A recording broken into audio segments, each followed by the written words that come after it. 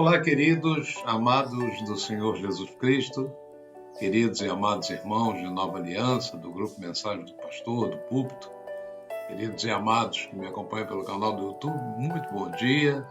Hoje, sexta-feira, o último dia da semana, estamos de volta com a mensagem do coração de Deus para o teu coração. Amém, queridos? Amados, eu desejo que você tenha um final de semana abençoadíssimo, pleno, cheio de paz, de saúde e o que é mais importante, A presença de Deus na sua vida, no seu coração, no seu lar, na sua casa. Amém, queridos? Amados, hoje eu acordei assim com uma expressão na minha mente e eu não sei como e nem porquê, É simplesmente uma fixação.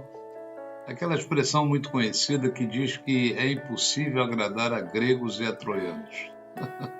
Eu não sei se eu sonhei com alguma coisa, eu não lembro, mas a verdade é que eu acordei com essa expressão. E eu fui pesquisar, e vi que ela tem origem numa guerra, a Guerra de Troia, um conflito, que, segundo os registros que pesquisei, durou 10 anos, e terminou com a destruição da cidade de Troia.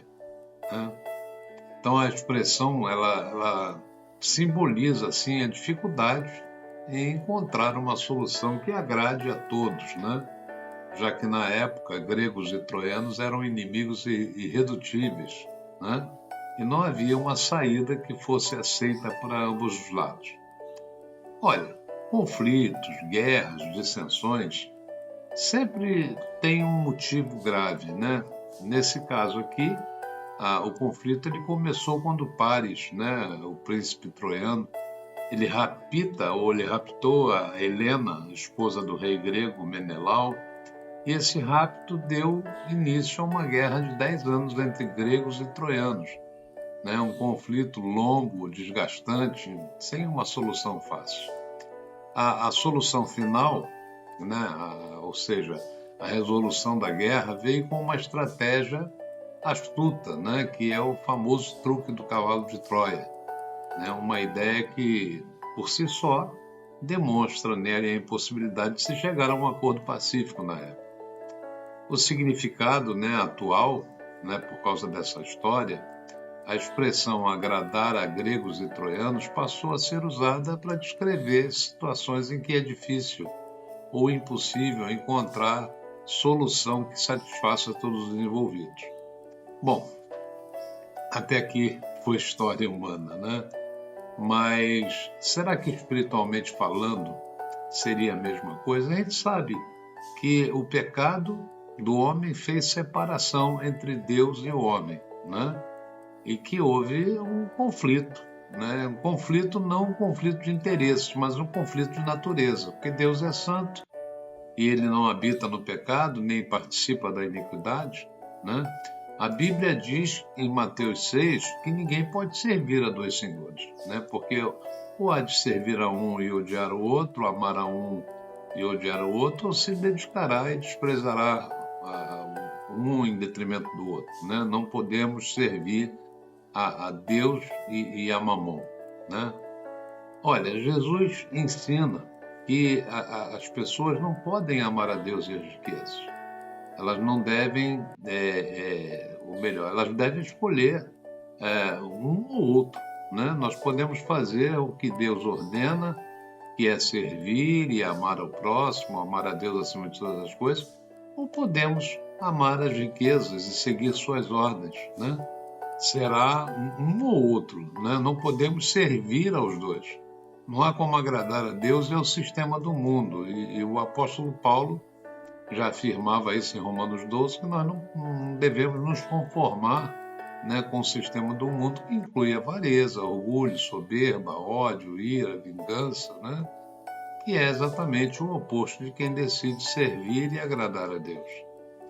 Amados, sempre que um servo ou um coração, vamos dizer assim, possui dois senhores que dão ordens, será capaz de obedecer apenas um deles, Agora, nós temos o livre-arbítrio e se decidirmos amar a Deus e servi-lo, se Deus de fato for o nosso Senhor, nós o amaremos e nos devotaremos a Ele e o buscaremos, né?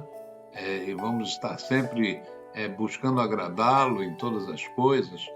Então, se Deus é o nosso Senhor, nossa principal preocupação não será de atender aos apelos do nosso coração, do mundo, né? Muito pelo contrário, nosso coração deve estar no céu, né? Porque lá estará o nosso tesouro. Não podemos perder tempo, né, com esses tesouros efêmeros, passageiros da terra, quando nós temos tesouros eternos. Então Jesus, ele ensina que o coração do homem estará onde estiver o seu coração, o seu tesouro, né? Claro que esse ensino é um forte alerta, eu diria, sobre o perigo de colocarmos o nosso coração no lugar errado, né? Que isso aí é uma possibilidade. E na continuidade de Mateus 6, Jesus ele adverte que se os olhos de alguém forem bons, então todo o corpo será iluminado. Mas se os olhos forem ruins, forem maus, todo o corpo estará em trevas. Jesus ainda conclui. Ele diz assim, olha, então caso a luz que há em ti, né, sejam trevas, que grandes trevas serão. E aqui há mais uma advertência acerca do tipo de luz que ilumina a vida de uma pessoa, né? Não há como combinar as trevas com a luz, não há como ter o olho na luz e o outro nas trevas, não há como juntar o santo com o profano, ou nós somos santos ou seremos profanos, né? E se formos profanos estaremos em conflito com Deus. Então Jesus veio para nos religar a Deus e nos dar capacitação de romper com toda a iniquidade, com todo o pecado, com tudo aquilo que ofende a santidade de Deus. Ou a pessoa estará iluminada ou estará em escuridão.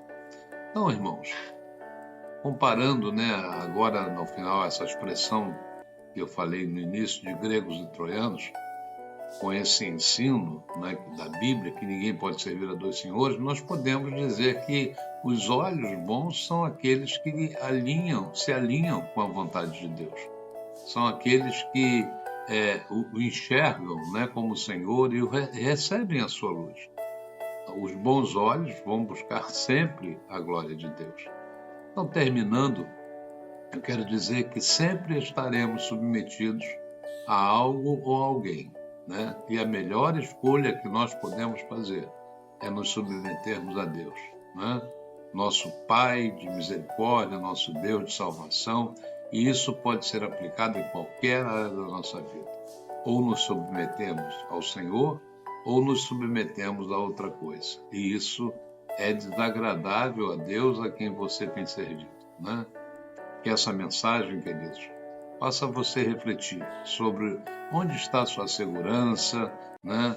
Para onde estão sendo dirigidos os teus olhos, o teu coração, né? E a quem você tem servido. Deus nos prometeu uma vida, né, ao lado dele, e isso é superior a qualquer coisa que nós podemos conquistar nessa terra. Amém, queridos? Um beijo no teu coração, fica com Deus, olha, compartilhe essa mensagem com alguém, inscreva-se nesse canal, dá o seu like, isso é muito importante. Até a próxima, queridos, em nome do Senhor Jesus Cristo.